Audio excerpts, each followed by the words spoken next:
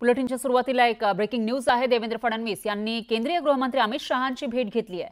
महाराष्ट्रातील विविध प्रकल्पांसंदर्भात जवळजवळ 1.5 तास या दोघांमध्ये चर्चा झाल्याची माहिती आहे। अमित शहांच्या भेटीनंतर देवेंद्र फडणवीस हे मुंबईकडे रवाना झालेले आहेत। तर महाराष्ट्राचे मुख्यमंत्री देवेंद्र फडणवीस यांनी केंद्रातले गृहमंत्री आणि त्याचबरोबर भाजपमधील एक मोठे नेते अमित शहा यांची भेट घेतलेली आहे। या दोघांमध्ये जवळपास 1.5 तास चर्चा झाल्याची माहिती सुद्धा समोर येते आहे। तर महाराष्ट्रातील विविध प्रकल्पांसंदर्भात ही चर्चा होती अशी ही माहिती आहे। अमित शहा यांच्या भेटीनंतर देवेंद्र फडणवीस हे मुंबईकडे रवाना झाले।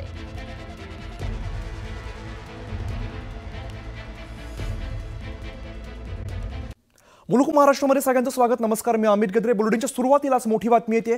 दिल्लीमध्ये आता घडामोडींना चांगलाच वेग आलेला आहे। पंतप्रधान मोदी पीएमओला पोहोचलेत आणि पाकिस्तान विरोधात कुछ तो बडा होने वाला है। दिल्लीसह देशभरात जोरदार चर्चा बघायला मिळते।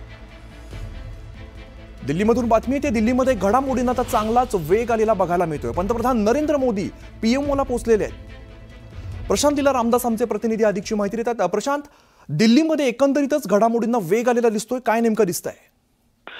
गेल्या काही दिवसापासून पंतप्रधान कार्यालय जे आहे 7 लोक कल्याण मार्गावरून चालू होतं, तिथे ज्या बैठकी झाल्या पहलगाम हल्ल्यानंतर सलग तिथेच बैठकी झालेल्या आहे। केंद्रीय मंत्रिमंडळाची बैठक असो किंवा मग केंद्रीय मंत्रिमंडळाच्या सुरक्षा विषयक समितीची बैठक असो, या बहुतांश बैठकी ज्या आहे या 7 लोक कल्याण मार्गाच्या निवासस्थानी झालेल्या आहेत।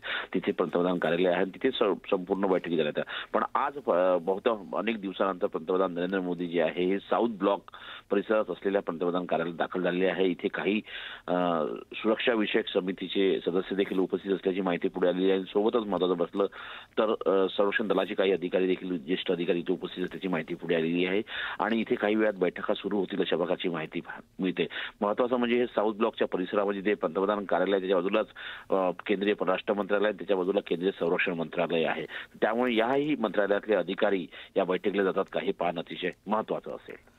निश्चित, त्यामुळे इथून पुढे काय घडते पाहणं अत्यंत महत्त्वाचं असेल। धन्यवाद या सगळ्या सविस्तर माहितीसाठी।